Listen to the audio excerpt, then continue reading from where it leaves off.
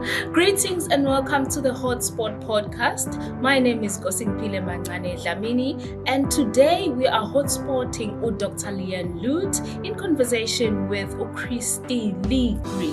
They are going to tell us a bit more about Masibambisane Dialogue. Stay tuned. Peace. Hi, my name is Kristi Leigh. I'm a choreographer and professional dancer, and today I'm interviewing Lian Loots, who is company director of Flatfoot Dance Company, director of Jomba Contemporary Dance Festival, and senior lecturer at UKZN, and just a wonderful choreographer and human being. Today we're going to do an interview on Jomba's upcoming dialogues called the Masibambisane, I said that right, Dialogues, which will be running from the 24th to the 26th of May 2023. So we're going to just start briefly by introducing the dialogues, how it started, and then just a brief introduction to what the dialogues are about. Thanks, Kristi Leigh. Really lovely to be here, and thank you for the space to talk about this project, which is really a bit of a love project.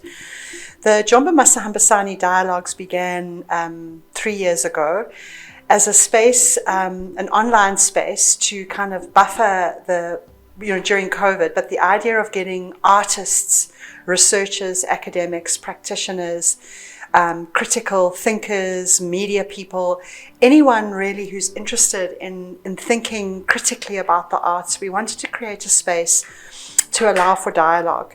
So this is the third year of the Jomba Masibambisane Dialogues. It's our third edition of the Dialogues, and it's a very, very special issue because we've partnered with Warwick University and with the a whole organization that is based around looking at integrated and disability dance, and the idea of looking at intersectional identities and the most forgotten category, which is always, of course, disability. So the focus on this year's disability is to look at practitioners, artists, choreographers, teachers, trainers, academics, people who are writing and thinking about disability, around access, around, as we've called the Masibambisane Dialogues, this idea of moving centers and looking at the way in which we start to think about changing the way we look and think about disability around the body, around the notion of whose bodies are included and excluded. There's been lots of discussion in South Africa, of course, about race and around gender and around class, around nation and belonging, but there's been very, very little discussions around disability. So we feel that it's a really powerful moment of bringing together practitioners from all over the world. We're very, very happy to be hosting as one of our keynotes a Ugandan choreographer called Joseph Tebandeka, who is a disability practitioner and dancer who is forging pathways in Africa. And so for us, it's very exciting to have an East African voice, someone who's going to be speaking about the conditions around disability in Uganda and in East Africa, and the conditions in which he as an artist identifies himself, how he makes his work. So I'm really looking forward to that. That's going to be on the first day of this incredible dialogue. We also have artists in South Africa. So we have Nadine Mackenzie from Unmute Dance Company, who is a wheelchair user and a dancer and a choreographer, and one of the most important integrated dance companies in the country. We have Gladys Agalis. We have Ondiega Matthew from Kenya, who runs a company called Dance into Space, which is mixed ability integrated dance practice. And he's also a man who I have so much admiration for. His work is, he simply just works with the bodies that are available to him in the capacity of using bodies and hearts and spirits in the way of using it to speak and create narrative. So those are some of the, I'm sort of running ahead, but those are some of the highlights of the festival. We're particularly pleased about the connections in Africa and about looking at the way in which our continent is thinking about disability and dance, and with that the idea of belonging and citizenship, and the idea of how disability on the African continent is often in certain spaces considered to be a curse or an ancestral punishment. And there's a lot of hiddenness, and there's a lot of, Joseph Temandeka from Uganda talks about the fact that in the community that he lives in Kampala, he's been in situations where people with disabilities, he's found them in cages. So that idea of really looking at something that is potentially quite taboo, and also then looking at how our art form, which is often always about the super body, this kind of ultimate super body, super fit, super, whatever, and how does disability start to negotiate? Also because we're very interested in the idea of not including disability in a sort of paternalistic, shame, kind of even that body can come onto stage, but rather looking at artists living with disabilities as profound artists who are using their bodies to negotiate storytelling and truth-telling, and stories that are often not spoken about and often sometimes quite dangerous. So we're hoping, there's space to negotiate in this colloquium, to hear these amazing artists speak, also some academics. We've got some incredible academics from the US and the UK and from South Africa who are speaking about the research that they're doing around disability and around the arts and dance. And I think dance is such a profound medium to, in a way, talk about this, because dance is, as I said before, always seen to be about the super body, and suddenly how does the disabled body walk into this landscape, and how does this body, these perfectly amazing, beautiful bodies, have space to speak stories? That's such a contested space, because it's what you consider the broken body versus the complete body, and dance is such a contested space. It's that sort of finding the cracks and the shadows and bringing light to them, which is very beautiful. You've spoken a little bit about what to expect and who to expect, but I'd like you to speak a little bit about, because I noticed there was a wonderful workshop taking place, a physical workshop, and I think that's a very exciting thing, because conversation opens up one door, but I think to actually experience it is another. So if you'd like to speak a little bit about who will be taking that workshop and what to expect there. So thanks, Kristi Leigh. Yes, I did mention one of the artists, a US-based artist, a woman called Petra Capers, who's written quite extensively about disability dance. She herself is a wheelchair user dancer, and she's created what she calls a somatic workshop. And she created it during lockdown. And I've sort of read about the workshop. I'm not sure what to expect. I'm quite excited about it. But she says that people can do this workshop. She said it can either be very public or it can be intensely private. But the workshop is really, she said, it's an embodied, you sit with your own body in your own space behind your computer screen. And you go on the somatic journey where she guides you through.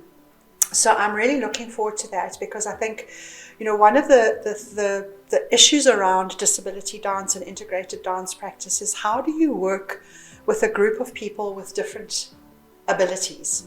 So if you've got somebody in a wheelchair, somebody who's using crutches, and you've got two able-bodied dancers, it's one of the problematics is how, as choreographers, it's always so easy just to work with the able-bodied. So how do you create spaces where everybody that enters that space is equally situated in the creative process and in the training?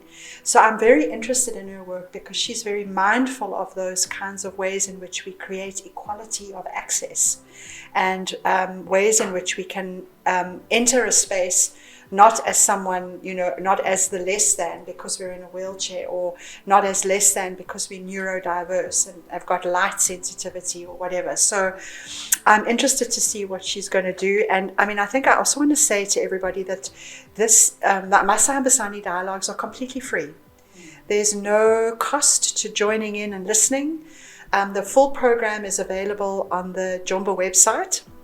And you can, if you go into the Jomba website, which is really easy to access, there will be a very easy button that says click here if you want to register. So there are two ways you can participate. You can either write to, there'll be an address of a woman called Thobile Mapanga, who is the project manager for the Jomba Masibambisane Dialogues, and she can give you access to the actual room, so you can come into the Zoom room.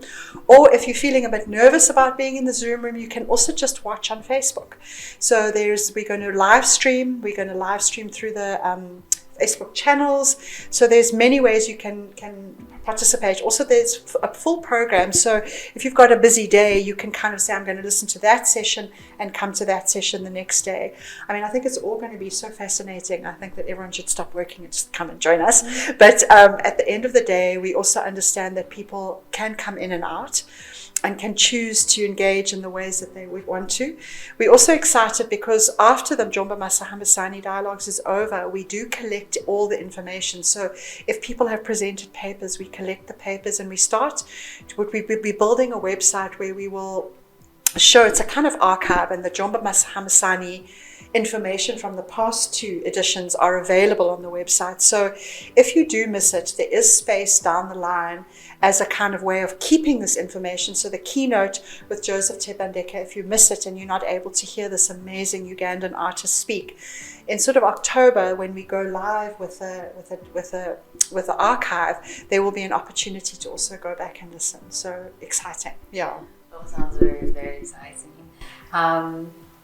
So for anybody who doesn't know where to find out about the dialogue, you can go to Jomba Contemporary Dance Festival Facebook page. I think guys on Instagram as well.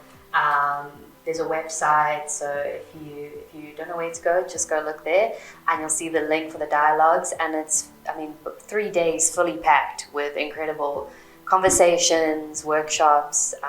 So again, the dates are the 24th to the 26th of May.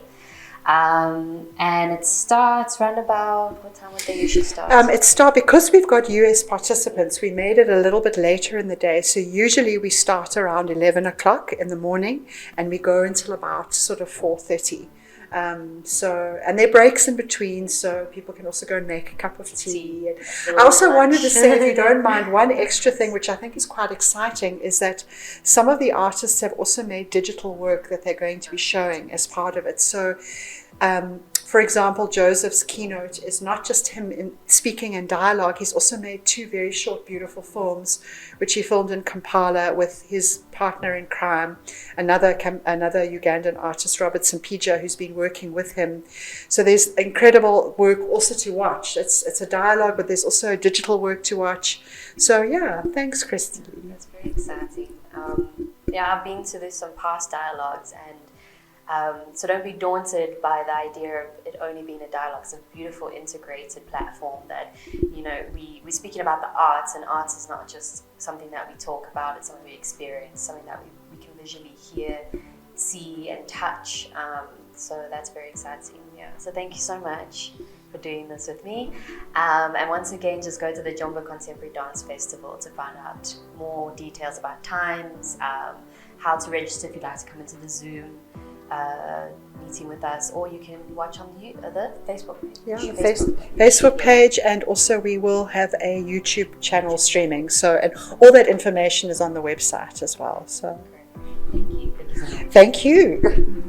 Thank you so much, ladies and gents. I hope you will attend Masibambisane Dialogue, which will happen on digital platforms. For now, this is me signing out on Hotspot Podcast, connectivity for theatre makers.